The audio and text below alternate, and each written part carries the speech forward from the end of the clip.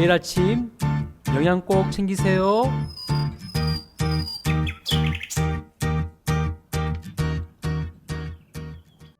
미움을 감추는 자는 거짓된 입술을 가진 자요 중상하는 자는 미련한 자이니라. 말이 많으면 허물을 면하기 어려우나 그 입술을 제어하는 자는 지혜가 있느니라. 의인의 혀는 수는과 같거니와 악인의 마음은 가치가 적으니라. 의인의 입술은 여러 사람을 교육하나 미련한 자는 지식이 없어 죽느니라. 여호와께서 주시는 복은 사람을 부하게 하고 근심을 겸하여 주지 아니하시느니라. 미련한 자는 행악으로 낙을 삼는 것 같이 명철한 자는 지혜로 낙을 삼느니라. 악인에게는 그의 두려워하는 것이 임하거니와 의인은 그 원하는 것이 이루어지느니라. 회오리 바람이 지나가면 악인은 없어져도 의인은 영원한 기초 같으니라. 게으른 자는 그 부리는 사람에게 마치 이의 식초 같고 눈의 연기 같으니라. 여호와를 경외하면 장수하느니라. 그러나 악인의 수명은 짧아지느니라. 의인의 소망은 즐거움을 이루어도 악인의 소망은 끊어지느니라. 여호와의 도가 정직한 자에게는 산성이요 행악하는 자에게는 멸망이니라. 의인은 영영이 이동되지 아니하여도 악인은 땅에 거하지 못하게 되느니라. 의인의 입은 지혜를 내어도 패역한 혀는 배임을 당할 것이니라. 의인의 입술은 기쁘게 할 것을 알거늘 악인의 입은 패역을 말하느니라.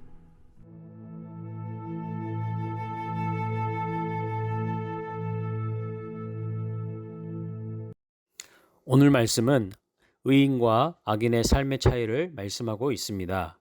어떤 차이가 있다고 말씀합니까? 첫째는 언어 생활에 있어서 차이가 있습니다. 18절에 보면 악인은 거짓 입술을 가진 자이며 뒤에서 중상하며 참소한다고 말씀합니다. 중상이라는 말의 뜻이 무엇입니까? 국어 사전을 찾아보니 근거가 없는 말로 남을 헐뜯어 명예나 지위에 해를 입히는 말을 한다고 설명합니다.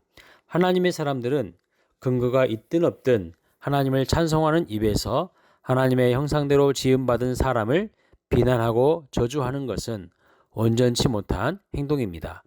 그래서 야고보서 4장 12절에서는 어찌 무화과 나무가 감람 열매를, 포도나무가 무화과를 열매로 맺을 수 있겠느냐 말씀하십니다. 믿음의 사람다운 언어를 사용하라는 것이죠. 19절 말씀에는 지혜가 없는 악인의 특징을 한마디로 말이 많다고 표현하고 있습니다. 말을 많이 하다 보면 실수를 많이 하게 됩니다. 두 번째로 의인과 악인의 어떤 차이가 있습니까? 마음이 다르다고 말씀합니다. 의인의 말은 수능과도 같은 가치가 있다고 말씀합니다. 그러나 악인은 그 마음이 병들었고 죄의 쓴뿌리가 여전히 가득합니다. 20절 말씀을 보면 의인의 혀는 천은 수능과 같지만 악인의 마음은 가치가 적다고 말씀합니다. 의인의 혀와 악인의 마음을 대조하고 있습니다. 즉 악인이 부정적인 말과 중상하는 말을 많이 하는 이유가 그 마음이 병들었고 죄의 쓴뿌리가 열매로 드러나는 결과라는 것입니다. 단순히 표면적으로 드러나는 말의 문제가 아니라 그것은 결국 신앙과 마음의 문제라는 것을 강조하는 것입니다. 악인은 마음의 중심이 삐뚤어져 있습니다. 하나님의 말씀을 통해서 지도를 받기를 싫어합니다. 그래서 25절에 보면 회오리 바람이 지나가면 악인은 없어진다고 말씀합니다. 그러나 의인은 영원한 기초, 반석과 같다고 말씀합니다. 의인의 마음은 하나님을 경외합니다. 하나님 앞에서 정직합니다. 의인은 마음이 다릅니다. 모든 지킬 만한 것 중에 더욱 내 마음을 지키라. 생명의 근원이 이에서 남이니라. 잠언 4장 23절 말씀을 기억하며 우리의 마음이 죄와 세상의 풍조에 오염되지 않도록 마음을 지키시길 바랍니다. 의인과 악인의 언어가 어떻게 차이가 있는지 본문 마지막 부분 31절과 32절에서 또 언급하고 있습니다. 31절 말씀입니다. 의인의 입은 지혜를 내어도 패역한 혀는 배임을 당할 것이니라. 32절 의인의 입술은 기쁘게 할 것을 알거늘 악인의 입은 패역을 말하느니라. 의인은 지혜를 말하고 기쁨을 드러내는 말을 하지만 악인은 패역을 말한다는 것입니다. 패역이라는 단어가 무슨 뜻인지 사전에서 찾아보니 사람으로서 마땅히 하여야 할 도리에 어긋나고 순리를 거스름이라고 설명하고 있습니다. 도리를 벗어나는 교만한 언어 생활을 한다는 것입니다. 자녀가 부모를 존경하는 것, 부부가 서로를 세워주고 사랑하는 것, 제자가 스승을 따르고 존경하는 것, 성도가 영적 지도자를 바르게 섬기는 것이 도리입니다. 특별히 우리는 5월 가정의 달을 보내고 있습니다. 나를 위해서 사랑으로 양육해 주신 부모님과 바르게 자라도록 가르쳐 주신 스승과 영적 지도자에게 어떤 말을 하고 있습니까? 혹 중상하는 언어 생활, 폐역한 말로 악인과 미련한 자의 길을 따라가고 있지는 않는지 우리의 삶을 점검해 보시길 바랍니다. 오늘의 내가 있기까지 나를 위해서 사랑을 베풀어 주시고 가르쳐 주시고 양육해 주신 분들에게 존경하는 말과 사랑하는 말로 마음을 표현하시기 바랍니다.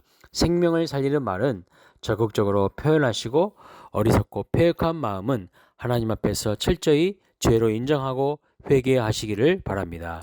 결과적으로 의인과 악인의 삶의 결과는 어떻게 달라진다고 말씀하고 있습니까?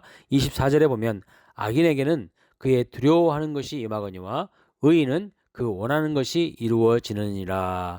28절에는 의인의 소망은 즐거움을 이루어도 악인의 소망은 끊어진다고 말씀합니다.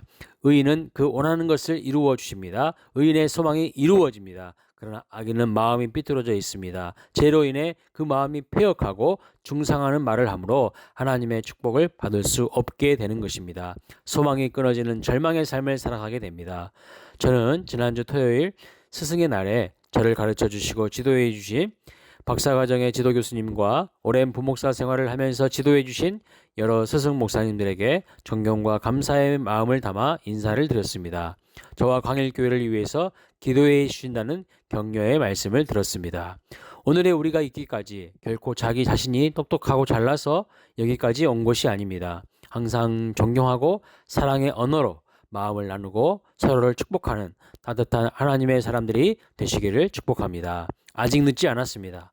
사랑과 축복의 통로로 부름받은 하나님의 사람답게 오늘도 아름다운 말로 마음을 나누시는 복된 날이 되시기를 축복합니다. 아멘.